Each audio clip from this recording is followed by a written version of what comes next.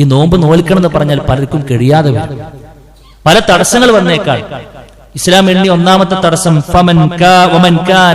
മരീലൻ, ആരെങ്കിലും രോഗിയാണെങ്കിൽ. സ്വാഭാവികമാണ്, രോഗം ഉണ്ടാവും. ചിലപ്പോ 1-2 ദിവസം വലിയ രോഗമായിരിക്കും, നമുക്ക് ഒരിക്കലും നോമ്പ് വെക്കാൻ പറ്റൂല. ശരി, ഇളവ് നൽകി. ചിലപ്പോൾ നിത്യരോഗിയായിരിക്കാം, അവനിക്കിനി ഒരു ശമനമില്ല, അവൻ മരണം വരെ ഓരോ ദിവസവും മരുന്നിന്റെ അടിമയായിക്കൊണ്ട് ജീവിക്കണമെന്നായിരിക്കും വിധി. അവനിക്കും അല്ലാഹു സുബ്ഹാനഹു വ തആല ഇളവ് നൽകി. പിന്നെയോ ഔ അലാ സഫരിൻ, ഞാൻ യാത്രയാണ്, ഒഴിച്ചുകൂടാൻ കഴിയാത്ത ഒരു യാത്രയാണെങ്കിൽ കഷ്ടപ്പെട്ട് അന്ന് നോമ്പ് വെക്കേണ്ടതില്ല, അല്ലെ?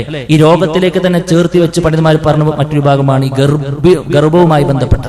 ചില ഗർഭിണിയായിരിക്കാം, അല്ലെങ്കിൽ ഗർഭം കഴിഞ്ഞിട്ടുള്ള മുലയൂട്ടൽ പ്രായമായിരിക്കാം. അവർക്കൊക്കെ പിന്നെ ഭക്ഷണം കഴിക്കാൻ, നോമ്പ് നിൽക്കുക എന്ന് പറഞ്ഞു കഴിഞ്ഞാലൊക്കെ നല്ല പ്രയാസമായിരിക്കും. അപ്പൊ അവർക്കും അല്ലാഹു സുബ്ഹാനഹു വ തആല ഇളവ് നൽകി. ഇളവ് നൽകുക മാത്രമല്ല ചെയ്തത്, ഉടനെ തന്നെ അല്ലാഹു സുബ്ഹാനഹു വ തആല പറഞ്ഞു ഫഇദ്ദത്തും മിൻ അയ്യാമിൻ ഉഖർ. ഫഇദ്ദത്തും മിൻ അയ്യാമിൻ ഉഖർ.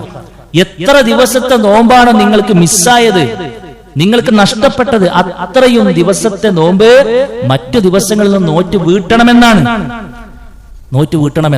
അത് റഹ്മാനായ റബ്ബ് നോമ്പ് നോൽക്കണമെന്ന് പറഞ്ഞപ്പോൾ അവിടെ പ്രയാസങ്ങൾ ഉണ്ടാകുമ്പോൾ നമുക്ക് അല്ലാഹു ഒരു എളുപ്പത്തെ സംവിധാനിച്ചെന്ന് ഉടനെ തന്നെ പറഞ്ഞ കാര്യമാണ്, അത് വേഗം ചെയ്യണമെന്നാണ്. അത് എത്രയും പെട്ടെന്ന് കൊടുത്തു വിട്ടാൻ നമുക്ക് കഴിയണമെന്നാണ്. പക്ഷെ പലപ്പോഴും ഖേദകരമാണ് ഇന്നത്തെ അവസ്ഥ. കഴിവുണ്ടായിട്ടും സാഹചര്യങ്ങൾ ഉണ്ടായിട്ടും പിന്നെയാകാം, നാളെയാകാം, അല്ലെങ്കിൽ അടുത്ത മാസമാകാം, മഴക്കാലം വരട്ടെ എന്നൊക്കെ പറഞ്ഞ് പലപ്പോഴും അങ്ങോട്ടും ഇങ്ങോട്ടൊക്കെ നീട്ടിവെച്ച് കഴിവുണ്ടായിട്ടും നോക്കാതെ അടുത്ത റമദാനിലേക്ക് പ്രവേശിക്കുന്ന ഒരു ദുരന്തം സഹോദരങ്ങളെ ഒരിക്കലും ഉണ്ടാകാൻ പാടില്ല എന്നാണ് നമ്മൾ മനസ്സിലാക്കുന്നത്. മാക്സിമം പോയാൽ അടുത്ത ശഅബാന് വരെ, റമദാനിന് തൊട്ട് മുമ്പുള്ള ആ ശഅബാൻ വരെ നമുക്ക് നീക്കി വെക്കൽ അനുവദനീയമുള്ളൂ. ആ ശഅബാനിലും ഒരു മനുഷ്യൻക്ക് സാഹചര്യം കിട്ടിയിട്ട് അതും വീട്ടാതെ അവനിങ്ങനെ നിൽക്കുന്ന സമയത്താണ് അവൻ മരിക്കുന്നതെങ്കിൽ സുഹൃത്തുക്കളെ വലിയ വില കൊടുക്കേണ്ടി വരും. മഹദിയായ നമ്മുടെ ഉമ്മ ആയിഷ റളിയല്ലാഹു അൻഹ പറയുന്നുണ്ട്, പലപ്പോഴും കാന യകൂനു അലയ്യ സൗമു മിന റമദാൻ, എനിക്ക് റമദാൻ മാസത്തിൽ സ്ത്രീയാണല്ലോ, സ്വാഭാവികമായിക്കൊണ്ടും പിന്നെ എല്ലാ നോമ്പ് ബാധ്യതയായിട്ട് വരാറുണ്ട് പലപ്പോഴും. അപ്പൊ എനിക്കത് ബാധ്യതയായിക്കൊണ്ട് വരാറുണ്ട്. പലപ്പോഴും എനിക്കത് ഇങ്ങനെ ശഅബാൻ മാസത്തിൽ എത്തുമ്പോഴേ നോറ്റ് വീട്ടാൻ കഴിയാറുള്ളൂ. അത് മനഃപൂർവ്വം വൈകിപ്പിച്ചതല്ല. അവർ തന്നെ പറഞ്ഞു അശ്ശുഗലു മിനൻ നബി ഔ ബിൻ നബി. പണ്ഡിതന്മാര് പറഞ്ഞു ഹദീസ് ചർച്ച ചെയ്യുമ്പോൾ അത് പ്രവാചകൻ സല്ലല്ലാഹു അലൈഹി വസല്ലമയോട് കൂടെയുള്ള പിന്നെ അവർക്ക് ഹിദ്മത്തും മറ്റുമൊക്കെ ചെയ്യാൻ വേണ്ടിയിട്ട് സമയം ചെലവഴിച്ചപ്പോൾ പലപ്പോഴും നടക്കാതെ പോയതാണ് എന്ന്. പക്ഷെ അവർക്ക് താല്പര്യമുണ്ടായിരുന്നു പെട്ടെന്ന് കഴിയണമെന്ന്. അതുകൊണ്ടാണ് ഇബ്നു ഹജർ അസ്ഖലാനി റഹ്മത്തുള്ളാഹി അലൈഹി പറഞ്ഞത്, ശഅബാൻ മാസം വരെ ഒരാൾക്ക് എന്താക്കാം, ഇങ്ങനെ പെൻഡിങ്ങിൽ ഇടാം, അനുവദനീയമാണ്. പക്ഷെ ശഅബാൻ ആയി കഴിഞ്ഞാൽ റമദാനിലേക്ക് എത്തുന്നതിന്റെ മുമ്പ് തന്നെ അത് നോറ്റ് വീട്ടുക എന്നത് നിർബന്ധമാണ് എന്നാണ്. ശഅബാൻ വരെ പിന്തിക്കൽ അനുവദനീയമാണ്, ശഅബാൻ എത്തിക്കഴിഞ്ഞ് നോറ്റ് വീട്ടുക എന്നുള്ളത് നിർബന്ധമാണ്. ഇബ്നു ഹജർ അസ്ഖലാനി റഹ്മത്തുള്ളാഹി അലൈഹി പറഞ്ഞു, വയൂഖദു മിൻ ഹിർസിഹാ അലാ ദാലിക അന്നഹു ലാ യജൂസു തഅഖീറുൽ ഖളാഇ ഹത്താ യദ്ഖുല റമദാൻ ആഖർ. മറ്റു റമദാനിലേക്ക് പ്രവേശിക്കുന്നതിന് മുൻപ് തന്നെ അത് നോറ്റ് വീട്ടണം എന്നാണ് പണ്ഡിതന്മാർ അതിൽ നമ്മൾ പഠിപ്പിച്ചുകൊണ്ടിരിക്കുന്നത്. അതുകൊണ്ട് സഹോദരങ്ങളെ വളരെ ഗൗരവത്തിൽ ശ്രദ്ധിക്കേണ്ട കാര്യമാണ്. ഈ റമദാൻ മാസത്തിലെ നോമ്പ് നോൽക്കാൻ സാധിക്കാത്ത പല ആളുകളും ഉണ്ടാവും. അവരോട് ചിലത് പറയാണ്. ഒന്നാമത്തെ കാര്യം എന്താണെന്നറിയോ, എന്തുകൊണ്ട് ഇതുവരെയും കഴിഞ്ഞില്ല എന്നൊരു ചോദ്യം നമ്മൾ ചോദിക്കണം. എന്തുകൊണ്ട് എനിക്ക് ഇതുവരെ നോക്കാൻ കഴിഞ്ഞില്ല?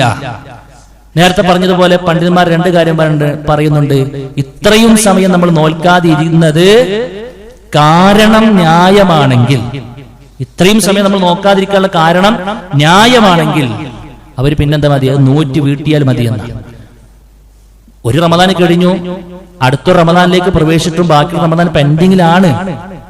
അത് പെൻഡിങ്ങിൽ ഇട്ടിട്ടാണ് അടുത്ത റമദാനിലേക്ക് പോകുന്നത്. അതിനുള്ള കാരണം ന്യായമായിരുന്നുവെങ്കിൽ അവരെന്താക്കുക, പിന്നീട് നോറ്റ് വീട്ടിയാൽ മതി.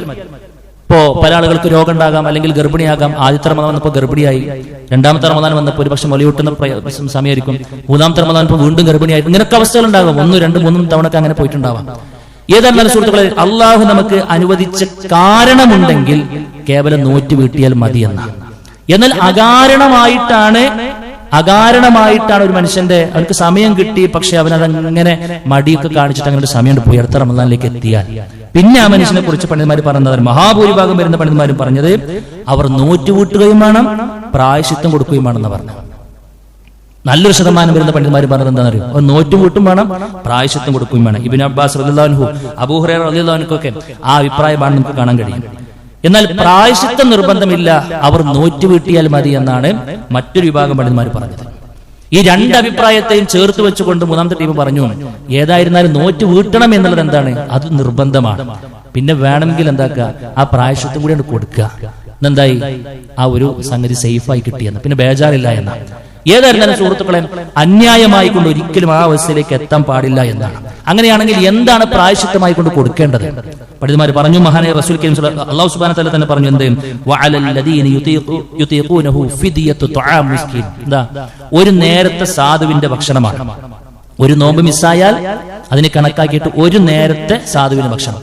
അവർ 30 ദിവസത്തെ നോമ്പ് നഷ്ടപ്പെട്ടിട്ടുണ്ടെങ്കിൽ ഒന്നുകിൽ അവർക്ക് എന്ത് ചെയ്യാം, 30 ആളുകൾക്കുള്ള ഒരു നേരത്തെ ഭക്ഷണം ഒരുക്കിയിട്ട് 30 സാധുക്കളെ വീട്ടിലേക്ക് വിളിക്കാം. അതല്ല എങ്കിൽ പണ്ഡിതന്മാർ പറഞ്ഞു, മഹാനായ ഇബ്നു അബ്ബാസ് റഹ്മത്തുള്ളാഹിക്ക് പറഞ്ഞു, അലാ കുല്ലി യൗമിൻ നിസ്ഫു സാഇൻ മിൻ ഖൂതി ബലദിഹി. ഒരു നാട്ടിലെ മുഖ്യ ആഹാരമായ നമ്മുടെ നാട്ടിലാണെന്നുണ്ടെങ്കിൽ അരിയോ മറ്റൊക്കെ ആയിരിക്കും ഉണ്ടാകാം. അതെന്താക്കുക, അത് കൊടുക്കുക. ഒരു നിസ്ഫു സാ എന്ന് പറഞ്ഞ ഏകദേശം ഒരു 1.5 കിലോ വരും. 1.5 കിലോ അരി കണക്കാക്കിയിട്ട് ഒരു നോമ്പിന് 1.5 കിലോ അരി. അങ്ങനെ 30 നോമ്പുണ്ടെങ്കിൽ എത്രയാണോ വരിക അത്ര 45 കിലോ വരും. അത് ഒരു വ്യക്തിക്ക് തന്നെ വേണമെങ്കിൽ കൊടുക്കാം, അല്ലെങ്കിൽ ഒരുപാട് സാധുക്കൾക്ക് വേണമെങ്കിൽ അങ്ങനെയൊക്കെ കൊടുക്കാം. ഏതായാലും അതാണ് പ്രായശ്ചിത്തത്തിന്റെ കണക്ക്. നമ്മൾ ആ കാര്യം വളരെ ഗൗരവത്തിൽ ശ്രദ്ധിക്കണം. അപ്പൊ ഈ പിന്നെ നല്ല പ്രായാധിക്യത്തിലെത്തിയ ഉമ്മമാരൊക്കെയുള്ള ആളുകളൊക്കെ ഉണ്ടാവും, നിത്യരോഗികളായ ആളുകളൊക്കെ ഉണ്ടാവും. അവർക്ക് ഒരിക്കലും എന്ത് ചെയ്യാൻ പറ്റൂല, ഈ നോമ്പ് നോൽക്കുക എന്ന ഏർപ്പാടിനെ അവർക്ക് ചിന്തിക്കാൻ പറ്റില്ല. എങ്കിൽ നമ്മളാണ് ആ കാര്യത്തിൽ മുൻകൈ എടുക്കേണ്ടത്. പ്രായമായ ഉമ്മയും ഉപ്പയും ഒക്കെ ഉണ്ടെങ്കിൽ അവരുടെ ചെലവ് നമ്മളാണ് വഹിക്കുന്നതെങ്കിൽ സുഹൃത്തുക്കളെ, നമ്മൾ നമ്മുടെ ഉമ്മാക്കും വാപ്പാക്കും വേണ്ടിയിട്ട് ആ കാര്യമൊക്കെ ഒരു പിന്നെ വിടവ് വരാത്ത രൂപത്തിൽ, ആ ഉമ്മാക്ക് ഒരു പ്രയാസം വരാത്ത രൂപത്തിൽ നമ്മളാണ് ആ കാര്യങ്ങളൊക്കെ ചെയ്തു കൊടുക്കേണ്ടത്. മക്കൾ എന്ന നിലയ്ക്ക് നമ്മുടെ ബാധ്യതയാണത്. അതുകൊണ്ട് എന്ത് ചെയ്യുന്നറിയോ, ഒരു വേള റമദാൻ മാസം കഴിഞ്ഞിട്ട് ഈ 30 ദിവസമാണെങ്കിൽ എത്ര ദിവസമാണോ ഉള്ളത് അത്രയും ദിവസത്തെ ഭക്ഷണം കണക്കാക്കിയിട്ട് സാധുക്കളായ ആളുകളെ കൊണ്ട് വീട്ടിലേക്ക് വിളിക്കാം. അങ്ങനെ ചെയ്തിരുന്നു. ഞാൻ അതല്ല എങ്കിൽ നേരത്തെ പോലെ ഒരു ദിവസത്തിന് 1.5 കിലോ അരി കണക്കാക്കിയിട്ട് മുഖ്യാഹാരം കണക്കാക്കിയിട്ട് അത് അങ്ങോട്ട് പോയി കൊടുക്കുകയും ചെയ്യാമെന്നാണ്. ഇതേ അവസ്ഥ തന്നെയാണ് ഗർഭാവസ്ഥയുമായി ബന്ധപ്പെട്ട് വർഷങ്ങളോളം നോമ്പ് നഷ്ടപ്പെട്ട ആളുകളുണ്ടാവും. 1, 2, 3, 4 വർഷമൊക്കെ നിരന്തരമായി പിന്നെ കാരണങ്ങളാൽ പിന്നെ നോമ്പ് നഷ്ടപ്പെട്ട ആളുകളുണ്ടാവും. അവരുടെ വിഷയത്തിൽ പണ്ഡിതന്മാർ പറഞ്ഞത് അവർക്കും ഈ ഒരു വഴി സ്വീകരിക്കാമെന്നാണ്. ഇനി ഒരിക്കലും 4 വർഷത്തെ നോമ്പൊന്നും അടുത്ത റമളാന്റെ ഉള്ളിൽ നോറ്റ് വീട്ടുക, 3 വർഷം നോമ്പൊക്കെ പിന്നെ നോറ്റ് വീട്ടുക എന്നുള്ളത് പ്രയാസമാകുന്ന സാഹചര്യം വരികയാണെങ്കിൽ അവർ ശ്രമിക്കേണ്ട നോറ്റ് വീട്ടാൻ തന്നെയാണ്.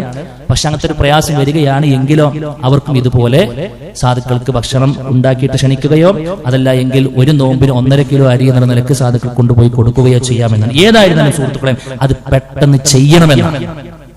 അടുത്ത റമളാനിലേക്ക് എത്തുന്നതിന് മുൻപ് തന്നെ ഇൻഷാ അല്ലാഹ് ആ ഒരു കാര്യത്തിൽ നമ്മൾ ഒരിക്കലും അലംഭാവം കാണിച്ച് നമ്മളെ പ്രിയപ്പെട്ട ആളുകൾ റഹ്മാനായ റബ്ബിന്റെ മുമ്പിൽ പോയി വിരൽ കടിക്കുന്ന സാഹചര്യം ഉണ്ടാകാതിരിക്കാൻ നമ്മൾ പ്രത്യേകം ശ്രദ്ധിക്കണം എന്നുള്ളതാണ് സൂചിപ്പിക്കുന്നത്. അപ്പൊ നോമ്പ് നോൽക്കണ വിഷയം പറയുമ്പോൾ പറയും, ഷഅബാൻ 15 കഴിഞ്ഞാൽ പിന്നെ നോമ്പ് നോക്കാൻ പറ്റുമെന്ന് ചോദിക്കാം. ഷഅബാൻ 15 കഴിഞ്ഞാൽ നോമ്പ് നോൽക്കാൻ പറ്റുമോ? സാധാരണഗതിയിൽ പറ്റാറില്ല. കാരണം അല്ലാഹു റസൂൽ സ്വല്ലല്ലാഹു അലൈഹി വസല്ലം തന്നെ പറയും, ഇദൻ തസഫ ഷഅബാനു ഫലാ തസൂമു. നിങ്ങൾ ഷഅബാൻ 15 പിന്നിട്ട് കഴിഞ്ഞപ്പോൾ നോമ്പ് നോൽക്കാൻ പാടില്ല എന്ന് സ്വഹീഹായ ഹദീസിലുണ്ട്. പക്ഷെ അതാർക്കാന്നറിയോ? ഷഅബാൻ 15 വരെയും ഇതുവരെ നോമ്പ് നോൽക്കാത്ത ഒരാള് പിന്നെ ഷഅബാൻ 15 കഴിഞ്ഞാൽ എന്താക്കരുത്, നോമ്പ് നോൽക്കാൻ നിൽക്കരുത്. എന്നാൽ അതേസമയം എല്ലാ തിങ്കളും വ്യാഴക്കും നോമ്പ് നോൽക്കുന്ന ആളുകളുണ്ട്, ഇടവിട്ട ദിവസങ്ങളിൽ നോമ്പ് നോൽക്കുന്ന ആളുകളുണ്ട്, ഖളായ നോമ്പ് നോൽക്കുന്ന ആളുകളുണ്ട്. അവർക്കെന്തില്ല, ഈ വിഷയം ബാധകമല്ല എന്നാണ് നമ്മൾ വളരെ ഗൗരവത്തിൽ മനസ്സിലാക്കേണ്ടത്. അതേപോലെ തന്നെ പല ആളുകളും ചോദിക്കും മറ്റൊരു ചോദ്യമാണ്, നോറ്റുവീട്ടലും മറ്റു സുന്നത്തായ നോമ്പും പാടെ ഒരുമിച്ചെടുക്കാൻ പറ്റുമെന്നാണ്. ഇപ്പൊ തിങ്കളും വ്യാഴം എന്തുണ്ട്, സുന്നത്തായ നോമ്പുണ്ട്. ആ സുന്നത്തായ നോമ്പിന്റെ കൂലിയും കൂടിയും പ്രതീക്ഷിച്ച് നെയ്യത്ത് വെച്ച് നോറ്റുവീട്ടാളം ഖളായ നോമ്പിൽ ആ തിങ്കളും വ്യാഴം വെച്ച് പിടിക്കാൻ പറ്റുന്ന പറയാം. ശവ്വാലിലെ 6 നോമ്പൊഴികെ ബാക്കിയുള്ള എല്ലാ സുന്നത്തുകളും എന്താക്കാം, ഇതുപോലെ മിക്സ് ചെയ്തുകൊണ്ട് മുന്നോട്ട് പോകാൻ പറ്റുമെന്നാണ് പണ്ഡിതന്മാർ പറയുന്നത്. അതുകൊണ്ട് നോറ്റ് വീട്ടാൻ ഇനി കുറച്ച് ദിവസങ്ങളൊക്കെ ഉള്ള ആളുകൾ എന്താക്കുക, തിങ്കളും വ്യാഴം വെച്ച് പിടിച്ചു കഴിഞ്ഞാൽ അവർക്ക് രണ്ടിന്റെയും കൂലി കിട്ടുമെന്നൊക്കെ ഹദീസുകളിലും അതേപോലെ തന്നെ പണ്ഡിതന്മാരുടെ ചർച്ചകൾ നമുക്ക് കാണാൻ കഴിയും. ഏതായാലും സുഹൃത്തുക്കളെ, ആ ഒരു കാര്യത്തിൽ വലിയ ശ്രദ്ധ നമുക്ക് ഉണ്ടാകണമെന്നാണ് പറഞ്ഞു വന്നതിന്റെ ചുരുക്കം. ഇല്ല എങ്കിൽ റഹ്മാനായ റബ്ബിന്റെ മുമ്പിൽ പോയി നിൽക്കുമ്പോൾ അവന് കൊടുക്കേണ്ട വലിയ ഒരു കടം അത് ബാക്കി വെച്ചിട്ടാണ് മഹ്ശറയിലേക്ക് പോവുക. നഊദുബില്ലാ, അതൊരിക്കലും ഉണ്ടാകരുത്. അതുകൊണ്ട് മരണപ്പെട്ട പല ആളുകളും മരണപ്പെട്ടു പോയിട്ടുണ്ടാവും. അത്തരം കാര്യങ്ങളെ കുറിച്ചും ശ്രദ്ധയില്ലാത്ത ആളുകളുണ്ടാവും. ഒന്നുകിൽ അവർക്ക് വേണ്ടി നോൽക്കാൻ വേണ്ടിയിട്ട് ബന്ധപ്പെട്ട ആളുകൾ ശ്രമിക്കുകയോ, അതല്ല എങ്കിൽ ഏകദേശം ഒരു കണക്കൊക്കെ അനുസരിച്ച് അതിന്റെ ഒരു ഫിദിയ കൊടുക്കാൻ നമ്മൾ പ്രത്യേകം ശ്രദ്ധിക്കണം. അതൊന്ന് വൈകിപ്പിച്ചുകൂടാ എന്നുള്ളതാണ് ഈ ഒരു സമയത്ത് സൂചിപ്പിക്കാനുള്ളത്. റഹ്മാനായ റബ്ബ് അവന്റെ ദീനിന്റെ പരിപൂർണ്ണത്തിൽ ഉൾക്കൊള്ളാനുള്ള തൗഫീക്ക് നമുക്ക് എല്ലാവർക്കും നൽകി അനുഗ്രഹിക്കുമാറാകട്ടെ. അഖൂലു ഖൗലി ഹാദാ അസ്തഗ്ഫിറുല്ലാഹ ലി വലക്കും വലിജമീഇൽ മുസ്ലിമീൻ വസ്തഗ്ഫിറു മിൻ കുല്ലി ദംബ് ഇന്നഹു ഹുവൽ ഗഫൂറുർ റഹീം.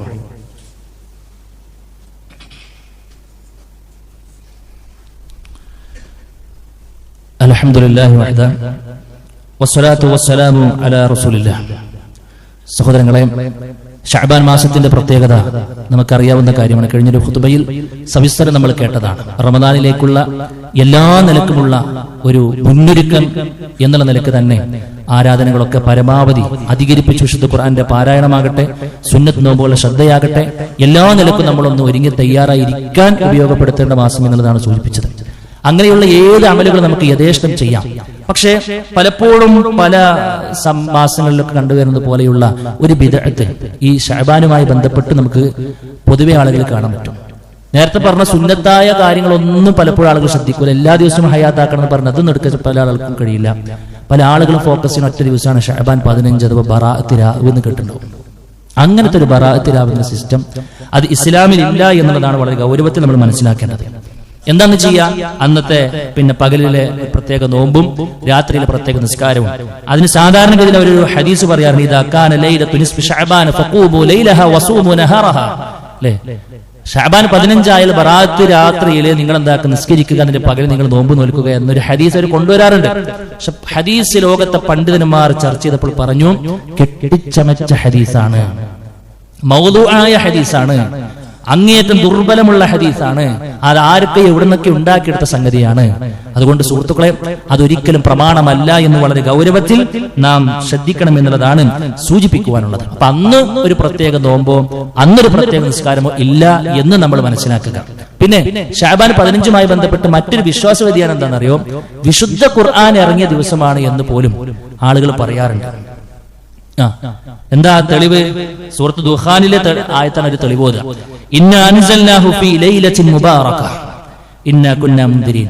അനുഗ്രഹപൂർണമായ ഒരു ദിവസത്തിലാണ് ഇത് ഇറങ്ങിയത് എന്നുള്ളതാണ്. ആ അനുഗ്രഹപൂർണമായ ദിവസത്തെ കുറിച്ച് അവർ പറയുക അത് ശഅബാൻ 15 എന്നാണ്. എന്നാൽ അല്ലാഹു സുബ്ഹാനഹു വ തആല വളരെ ഗൗരവത്തിൽ നമ്മളെ പഠിപ്പിച്ചു, ഇന്നാ അൻസൽനാഹു ഫീ ലൈലത്തിൽ ഖദർ. അത് ലൈലത്തുൽ ഖദറിനാണ്, ഖദറിന്റെ രാത്രിയിലാണ് ഇറങ്ങിയത് എന്നുള്ള. ഈ ഖദറിന്റെ രാത്രി ഏത് മാസത്തിലാണ്? എല്ലാ കുട്ടികൾക്കും അറിയുന്ന കാര്യമാണ്, റമദാൻ മാസത്തിലാണ്. അതുകൊണ്ട് തന്നെ പണ്ഡിതന്മാർ പറഞ്ഞു, മൻ ഖാല ഇന്നഹാ ലൈലത്തു നിസ്ഫി മിന ശഅബാൻ.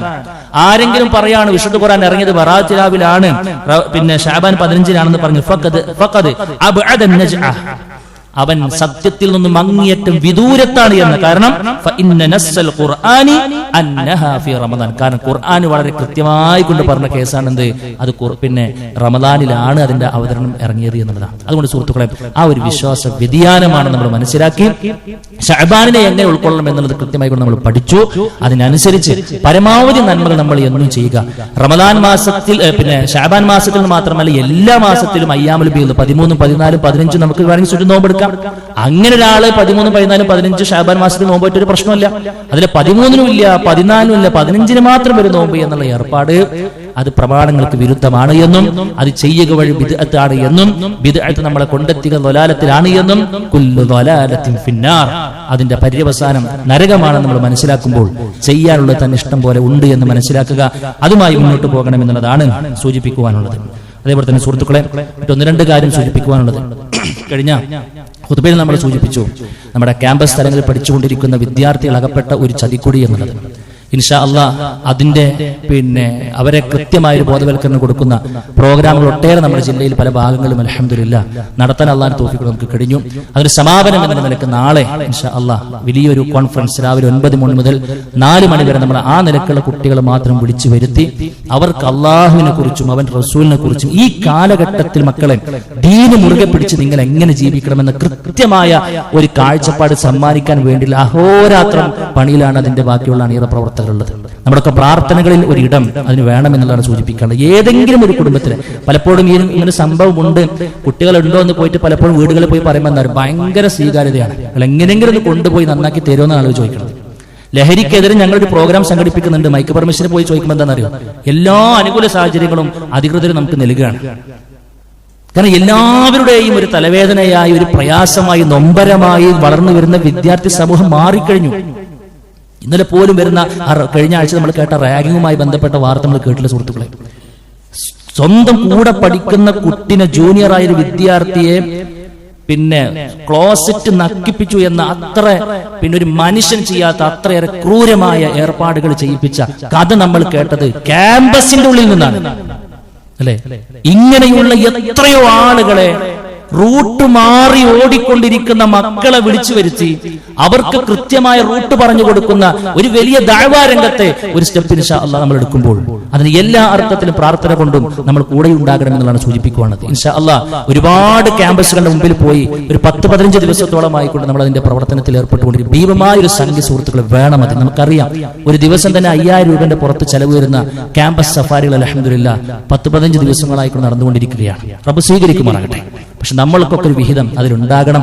അതിന്റെ ഒരു നടത്തിപ്പിന് വേണ്ടിയിട്ട് അത് നടത്തിക്കുന്ന ആളുകൾക്ക് ഒരു കടം ബാധ്യത വരാത്ത രൂപത്തിൽ ഇൻഷാ അല്ലാഹ് അതൊക്കെ നമ്മുടെ ഒരു മതപരമായ ഒരു ബാധ്യതയാണെന്ന് മനസ്സിലാക്കി നമ്മളെ കൊണ്ട് എന്തെങ്കിലും കഴിയുമോ ഇൻഷാ അല്ലാഹ് നല്ലൊരു വിഹിതം ഇന്ന് ആ ഒരു ക്യാമ്പസ് കോൺഫറൻസിൽ നമ്മുടെ ഒരു ഭാഗം ആ ഒരു എന്തെല്ലാം ഹൈറുകൾ അതിലൂടെ നടക്കുന്നുണ്ടോ അതിലൊരു വിഹിതം ഇൻഷാ അല്ലാഹ് എനിക്ക് ഇതിലൂടെ കിട്ടണമെന്നുള്ള നല്ലൊരു നെയ്യത്തോടു കൂടെ സുഹൃത്തുക്കളെ അതുമായി ബന്ധപ്പെട്ട് സഹകരിക്കാൻ കഴിയണമെന്നുള്ളതാണ് സൂചിപ്പിക്കുന്നത്. ഇന്ന് പള്ളിയുടെ പുറത്തുള്ള ഒരു കളക്ഷൻ അതിനു വേണ്ടിയിട്ടാണ് നമ്മൾ ഒരുക്കിയിട്ടുള്ളത്.